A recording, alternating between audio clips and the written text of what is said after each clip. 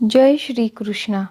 आज कार्तिक मास का पहला दिन है, तो आज हम कार्तिक मास महात्म्य अध्याय पहला सुनने वाले हैं। तो कार्तिक मास का महात्म्य हिंदू धर्म में विशेष रूप से महत्वपूर्ण है। यह मास भगवान श्री कृष्ण और देवी लक्ष्मी की उपासना का समय है। कार्तिक मास को धर्म, भक्ति और मोक्ष का प्रतीक माना जाता है। इस महीने में किए गए पुण्य कर्मों और व्रतों का विशेष फल मिलता है।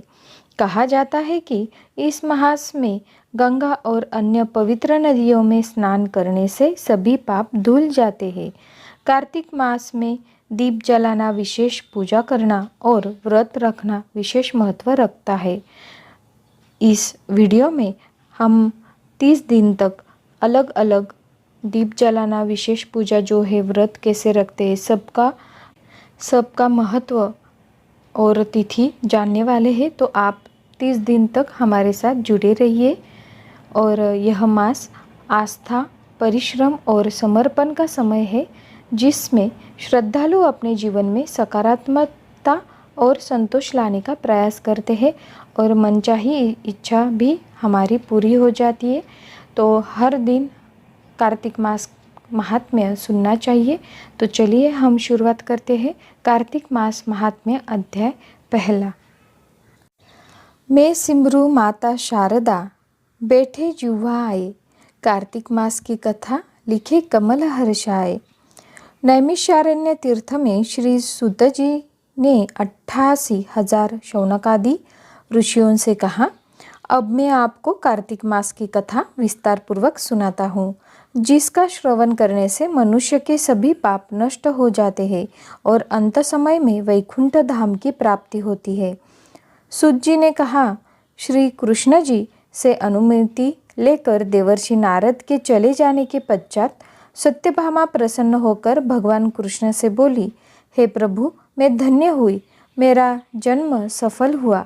मुझ जैसी त्रैलोक्य सुंदरी के जन्मदाता भी धन्य है, जो आपकी 16,000 स्त्रियों के बीच में आपकी परम प्यारी पत्नी बनी।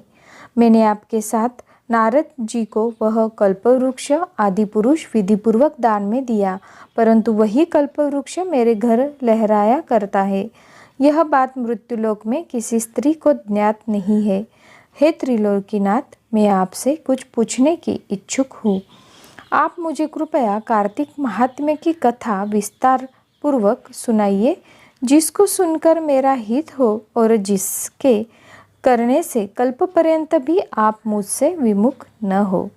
सूत जी आगे बोले। सत्यभामा के ऐसे वचन सुनकर श्री कृष्ण ने हंसते हुए सत्यभामा का हाथ पकड़ा और अपने सेवकों को वहीं रुकने के लिए कहकर विलास युक्त अपनी पत्नी को कल्पवृक्ष के नीचे ले गए।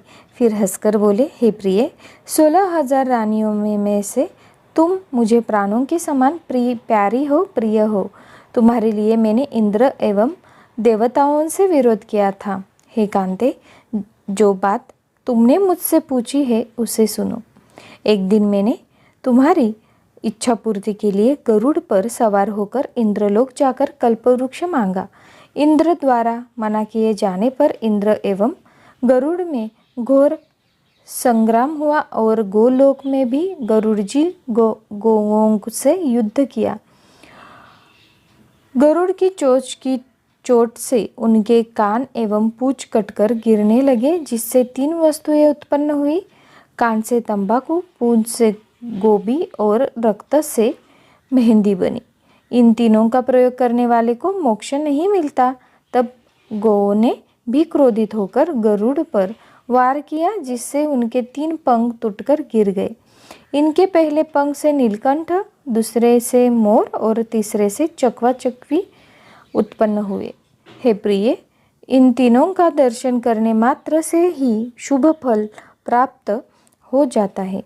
यह सुनकर सत्यभामा ने कहा, हे प्रभु, कृपया मुझे मेरे पूर्व जन्मों के विषय में बताइए कि मैंने पूर्व जन्म में कौन कौन से दान, व्रत व जप नहीं किए हैं।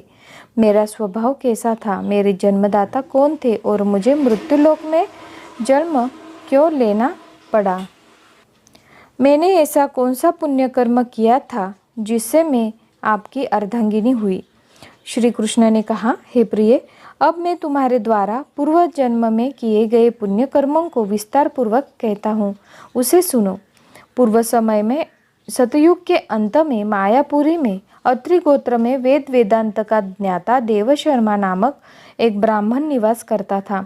वह प्रतिदिन अतिथियों की सेवा, हवन और सूर्य भगवान का पूजन किया करता था। वह सूर्य के समान तेजस्वी था। वृद्धावस्था में उसे गुणवती नामक कन्या की प्राप्ति हुई। उस पुत्रहीन ब्राह्मण ने अपनी कन्या का विवाह अपने ही चंद्र नामक शिष्य के साथ कर दिया। वह चंद्र को अपने पुत्र के समान मानता था और चंद्र भी उसे अपने पिता की भांति सम्मान देता था। एक दिन वे दोनों कुश व समिधा लेने के लिए जंगल में गए। जब वे हिमालय की तलहटी में भ्रमण कर रहे थे, तब उन्हें एक राक्षस आता हुआ दिखाई दिया। उस राक्षस को देखकर भय के कारण उनके अंग शिथिल हो गए और वे वहां से भागने में भी असमर्थ हो गए। तब उस काल के समान राक्षस ने उन दोनों को मार डाला। क्योंकि वो धर्मात्मा थे, इसलिए मेरी पार्षद उन्हें मेरे वैकुंठ धाम में मेरे पास ले आए। उन दोनों द्वारा आजीवन सूर्य भगवान की पूजा किए जाने के कारण मैं दोनों पर अति प्रसन्न हुआ। गणेश जी, शिव जी, सूर्य व देवी, इन सब की पूजा करने वाले मनुष्य को स्वर्ग की प्राप्ति होती है। मैं एक होता हुआ भी काल और कर्मों के भेद से 5 प्रकार का होता हूँ।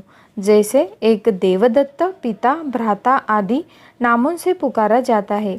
जब वे दोनों विमान पर आरूढ़ होकर सूर्य के समान तेजस्वी, रूपवान, चंदन की माला धारण किए हुए मेरे भवन में आए, तो वे दिव्य भोगों को भोगने लगे।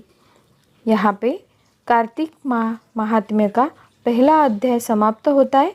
अगले वीडियो में हम सुनेंगे कार्तिक महात्म्य का दूसरा अध्याय। तब तक के लिए धन्यवाद। जय श्री कृष्णा। ओम नमो भगवते वासुदेवाय।